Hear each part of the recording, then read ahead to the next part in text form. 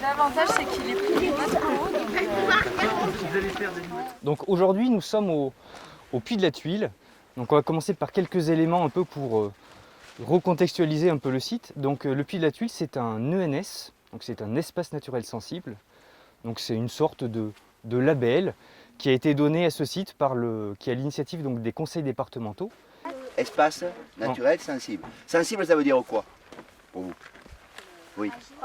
Fragile, exactement. D'accord. C'est donc une zone qui a fait l'objet de plusieurs protections. Donc on parlait de l'ENS, on parlait du parc naturel de l'Aubrac, d'accord. Et on parlait de Natura 2000. Tout ça, c'est des titres qu'on peut donner à des environnements dans le but de les protéger.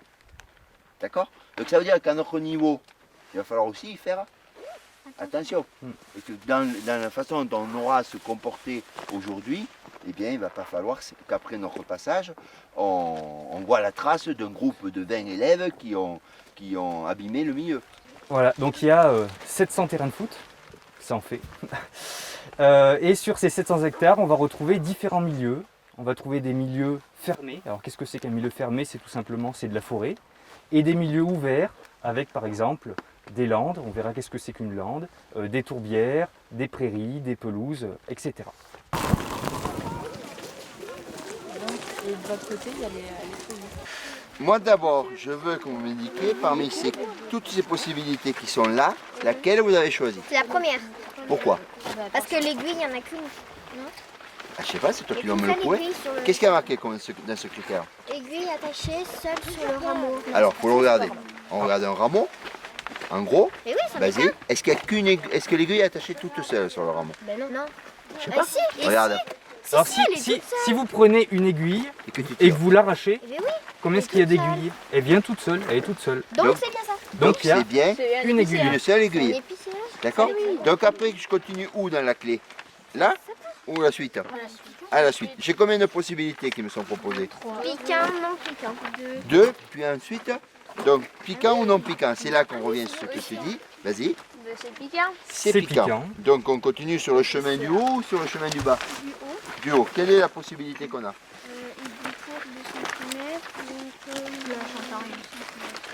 Est-ce qu'on a plusieurs solutions possibles après? Non. On nous demande de vérifier que c'est bien une aiguille. Alors je lis à l'envers, un peu c'est petit. Aiguille courte, 2 cm. Long, après que c'est marqué? Long cône pendant C'est quoi un 12 cône? centimètres. C'est un truc comme ça. Est-ce que vous avez ce qui s'appelle cône officiellement? Alors cône, oui, en maths, c'est une forme géométrique. Mais ici, dans l'arbre, a priori, il a des cônes. Ça fait des maths, c'est ça? Hein? C'est quoi un cône? Ah mais c'est les branches. C'est les branches et les cônes? C'est quoi? Ah c'est les pommes de pain. Eh oui. Cône de combien, ils disent? 12 centimètres. Est-ce que c'est à peu près ça? À peu près. Oui, oui, oui. Vous êtes d'accord? Donc en fait, c'est bien hein? C'est un Non. épicéa. Un épicéa.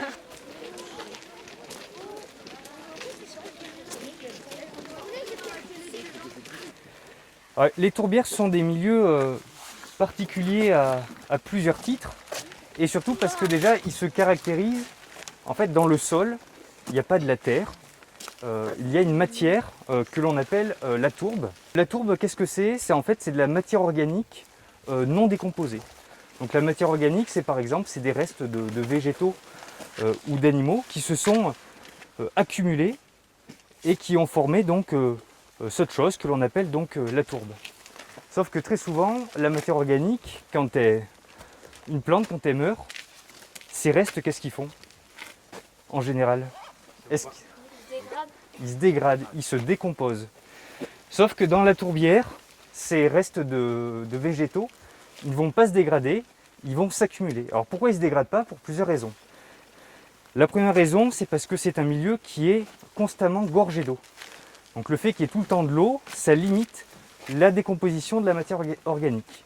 La seconde chose, c'est parce que ici, c'est un milieu qui est globalement assez frais. Donc par rapport au milieu environnant, les tourbières sont généralement des milieux qui sont un peu plus frais, dû notamment à cette présence constante d'eau. Et la troisième chose, c'est que ici, la tourbière, l'eau qui qui est à l'intérieur, c'est de l'eau qui est relativement acide. Et en fait, cette acidité, elle limite aussi la dégradation et la décomposition de la matière organique. Donc vous voyez C'est que compliqué, ça se décompose chaque année. Ici, ça ne se décompose pas. Pourquoi, Chris? Qu'est-ce que c'est qui empêche la décomposition ici? À cause de quoi? Oui, à cause de l'acidité. Il faut que chaque fois qu'on vous explique quelque chose, dites-vous, qu'est-ce que j'ai compris? Est-ce que si on me le redemande, je vais devoir l'expliquer? Tout ce qu'on voit là, je vais vous le redemander dans 15 jours au collège. Et moi aussi à l'école. D'accord? Donc il faut à tout prix, hop, le disque dur, on le remplit au fur et à mesure. Hein. Il faudrait peut-être dire quelle est la différence entre dégradable et dégradé, parce qu'il a dit dégradable et toi tu as dit dégradé. Ok. Alors quelle est la différence? Il y a un mot qui se termine en able, mangeable et manger. Qu'est-ce que ça veut dire? Oui. C'est peut-être, par exemple, comme une pomme, il y a un petit trou, mais c'est quand même mangeable. C'est-à-dire que je vais pouvoir éventuellement la manger. Mais elle n'est pas encore mangée. Non. Et par contre manger, et, oui, C'est l'action. c'est l'action et c'est fini. Ça y est, elle est dans mon ventre. Dégradable, ça veut dire que cette substance va pouvoir se décomposer, se détruire, d'accord? Et dégradée, c'est que ça y est, elle est détruite. Si je prends une substance non biodégradable, si je prends par exemple le pied de la caméra là-bas, il est en plastique, vos bottes sont souvent en matière plastique, en caoutchouc, mais elles sont non dégradables, d'accord? Par contre, tout ce qui va être matière organique, provenant de matière organique, de façon générale, provenant de végétaux, d'êtres vivants, c'est une matière qui est dégradable. Pour évoluer, pour marcher dans la tourbière, on va surtout on va se suivre à la queue leu-leu, et c'est surtout pour éviter de trop piétiner le milieu, parce que comme je vous ai dit au tout début, c'est un milieu qui est fragile, et donc du coup quand il y a trop de piétinement, ça peut le dégrader. Je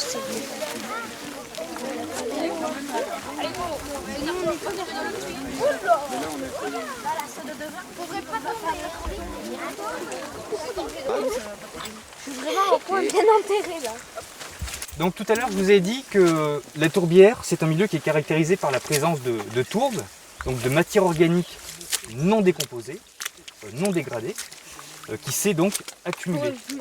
Et cette matière organique elle est issue donc d'une plante, c'est une mousse que l'on appelle donc la sphaigne. Alors cette sphaigne c'est une plante particulière. C'est bien. Déjà on considère on dit que la sphaigne c'est une véritable éponge. Alors attention, c'est là où ça ne fonctionne pas. La tourbe, c'est une matière qui se constitue de façon très lente. On estime que la tourbe émet elle s'accumule de l'ordre de 0,5, environ 0,5 à quelques millimètres par an. Donc ce qui est très très peu. Sous nos pieds, on a environ 1 mètre à 2 mètres de tourbe. Donc à votre avis, si elle se cumule de l'ordre, alors 1 mm par an, combien de temps est-ce qu'il a fallu pour que ces 2 mètres de tourbe s'accumulent? Un peu de maths. 1 mètre, c'est combien de centimètres? C'est 1000 mm. Donc ça veut dire que si je descends au fond de ce mètre-là, la tourbe qui a 1 mètre de profondeur, elle s'est formée il y a combien d'années? Il y a 1000 ans. Et oui.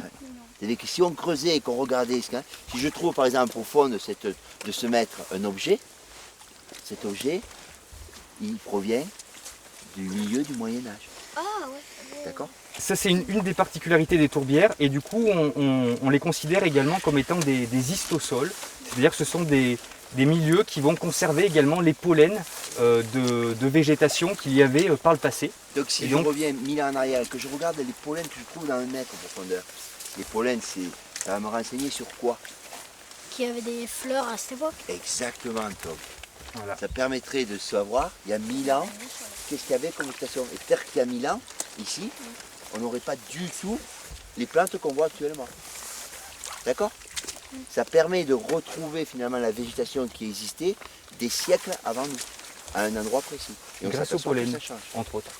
La loupe, il faut la coller à l'œil et il faut rapprocher l'échantillon de la loupe. Et là, vous allez voir, c'est On fait la mise au point comme ça, en rapprochant ou éloignant l'échantillon. Mais la loupe, elle reste collée à l'œil, Ok. Bah en fait là je le vois flou. Voilà, mais il faut que tu rapproches. Et là, c'est fou, c'est incroyable. On le voit totalement net. Fais voir. peux Attendez, prendre- vous en avez deux pour T'en veux? C'est une plante qui ressemble beaucoup à une autre qui s'appelle la bruyère. Sauf que ici, nous avons de la calune. Et la calune, c'est une plante qui est typique d'un milieu qu'on appelle la lande. Et en fait, la lande, c'est un milieu qui est entre, on va dire, une prairie ouverte et la forêt. C'est un milieu un peu de transition. Alors l'autre plante qui ressemble beaucoup, c'est la bruyère cendrée. Et pour différencier les deux, ça se passe au niveau des fleurs.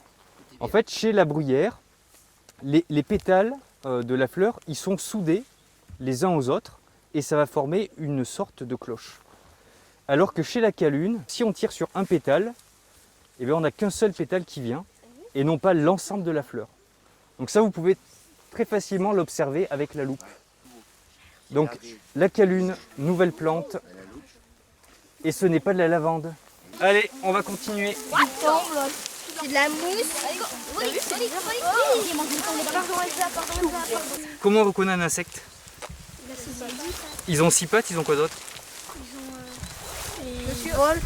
Oh, certains volent, pas tous, mais ils ont des pattes, ils ont 6 pattes, ils ont quoi d'autre? Généralement ils sont petits, mais ça dépend. Ils ont des antennes, ils ont combien d'antennes? Deux. Et on dit qu'ils ont autre chose, les insectes. Au niveau de leur corps. Plusieurs yeux. Ah, ils ont plusieurs yeux. On dit qu'ils ont un corps en 3 parties. Avec Alors, La tête. une tête. Ici c'est quoi chez eux? Le buste. Ah non. non, ça, Alors, chez les insectes ça s'appelle Le torse. le thorax. Et là c'est... Chez nous c'est quoi là? Le ventre. Et chez les insectes on appelle ça l'abdomen. Jeanne, quoi on reconnaît un insecte? Hein? Quoi reconnaît-on un insecte? Et ben, il est belle. Qui c'est qui... Vas-y Elsa. Il a 6 pattes, ok. Oui. Ensuite, 3 corps. il a un corps, il a 3 corps. En 3 parties, pardon. Ah, d'accord, je préfère. Un corps en 3 parties. Quel est le nom de ces 3 parties? Oui, donc. L'abdomen, le ventre et la tête. Non, la tête 2 fois le même. Le ventre et l'abdomen, c'est la même chose. Oui, Le thorax, oui. l'abdomen et la tête. Thorax, abdomen et la tête. mal. Ok. Le criquet lui il a des toutes petites antennes. Alors que la sauterelle elle va avoir de grandes antennes qui très souvent vont être aussi grandes, voire même plus grandes que son corps. Donc ça c'est une gentiane. Sauf que la gentiane que tout le monde connaît, elle est quelle couleur? Elle est jaune. Sauf qu'en fait, les gentianes, les 3/4 des espèces de gentianes, même la quasi-totalité, elles sont bleues. Et elle, c'est donc la gentiane pneumonante. Donc une gentiane qu'on trouve dans ce type de milieu, qui est aussi très fréquente en montagne. En fait, les papillons, ils ont une particularité, c'est qu'ils ont ce que l'on appelle des plantes hôtes. Donc c'est une plante dont le papillon dépend pour se reproduire. Et cette plante, ça va très souvent, même quasi tout le temps, servir de nourriture pour la chenille. C'est un papillon, un petit papillon qui s'appelle l'azuré des mouillères, Maculea alcon. Et en fait, ce petit papillon, donc, il pond exclusivement sur cette plante. Et donc là, sur la plante, sur la fleur, vous voyez, il y a des petites boules blanches qui ressemblent à des balles de golf écrasées. Et en fait, ça, ce sont ses œufs. Et donc de cet œuf va sortir une petite chenille qui va commencer à se nourrir de la fleur. Et puis à un moment donné, quand elle aura suffisamment grandi, cette chenille elle va commencer à produire une substance qu'on appelle des phéromones. C'est un parfum qui est le même que celle que sécrètent les larves de certaines fourmis. Donc il y a des fourmis qui en passant vont sentir cette odeur, ces phéromones, et elles vont confondre la chenille avec une larve de la fourmilière. Donc elles vont emporter la chenille dans la fourmilière, et quand elle sera dans la fourmilière, elle va être nourrie par les ouvrières, parce qu'elles vont la prendre pour une des leurs. Et quand elle va être à l'intérieur, cette chenille elle va également consommer un peu des larves de fourmis. Et quand elle aura suffisamment grandi, qu'est-ce qu'elle va faire cette chenille? Qu'est-ce qu'ils font les papillons? Ah, ils se transforment en quoi? Ils font quoi? Ils font un cocon qu'on appelle une chrysalide. Et à un moment donné, de cette chrysalide va sortir quoi? Le papillon.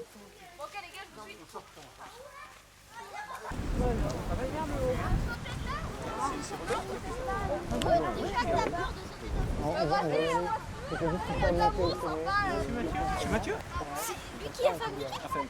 Les guêpes et chez les abeilles, il n'y a que les femelles qui ont un dard. Les mâles, eux, ils n'ont pas de dard. Ils peuvent pas piquer. Quoi. Donc ils peuvent pas piquer. Mais Oh, pourquoi c'est pas génial. Et comment on sait? Alors, comment on reconnaît? Avec l'habitude. Il est plus petit. En fait, c'est par rapport aux antennes. On dirait qu'il est plus petit. En fait, les antennes, il y a une antenne d'un insecte, il y a des segments qui forment l'antenne. C'est des petits morceaux. Et en fait, la femelle, elle en a 12 et le mâle, il en a 13.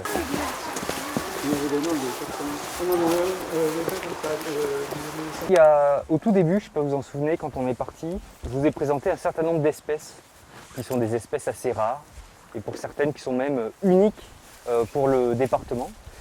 Et donc ici, on se trouve sur une station où il y a une plante particulière qui s'y développe qui s'appelle le lycopode. Alors, c'est ceci. Donc là, c'est donc ça vous fait penser à quoi comme ça? Ça ressemble à quoi? Dans les Canne à mares. sucre, ouais. À quoi? Canne à sucre. Des cannes à sucre. Ouais. Ah, je sais. Des trucs dans les mares là. Des trucs dans les mares. Oui, presque du maïs sans les feuilles. Oui. Ah ouais, peut-être des épis de maïs, mais moi ça me fait penser aussi un peu à de la mousse. Certaines mousses peuvent ressembler un peu à ça. Non, pas trop. Ou à des branches de sapin. Ah oui. Voilà, ce genre de choses. Donc là, c'est une vue d'un peu plus près. Donc ça, en fait, c'est une plante qui fait partie de la famille des ptéridophytes. Donc c'est le groupe qui regroupe notamment les fougères. Et cette plante, c'est une plante qui est considérée comme étant une plante préhistorique. C'est un peu une relique préhistorique d'une époque passée où ces plantes étaient très diversifiées. Donc notamment à l'ère du Carbonifère. Est-ce que ça vous parle, le Carbonifère? Donc le Carbonifère, c'était il y a très longtemps, hein, c'était il y a environ plus de 200 millions d'années. Et ces lycopodes, ils ont depuis beaucoup réduit, c'est devenu des plantes assez rares. Et en fait, sur le puits de la Tuile, il y avait 4 espèces. Il y en a une qui a disparu une année, suite notamment à un impact de foudre, a priori, qui serait tombé sur la seule station de cette espèce, qui est vraiment pas de bol.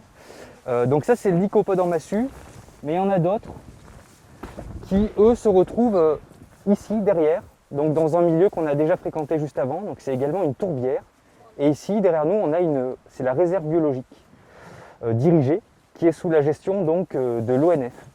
Donc c'est un peu l'ONF qui est garant de la bonne gestion de cet espace. Donc il y a le lycopode petit cyprès, qui est présent également dans la tourbière, et un autre lycopode, le lycopode d'Olgarde, qui lui aussi est présent donc, sur la tourbière. Et ici, donc, on a une espèce, Lycopodium clavatum, donc le lycopode en massue, donc, qui est une espèce protégée au niveau national. Donc on n'a pas le droit de le cueillir. C'est une espèce qui est strictement protégée, parce qu'elle est très rare. Voilà pour le lycopode. D'accord. Allez hop. C'était le recontact à chaque fois. Chaque fois qu'on partait en voyage. On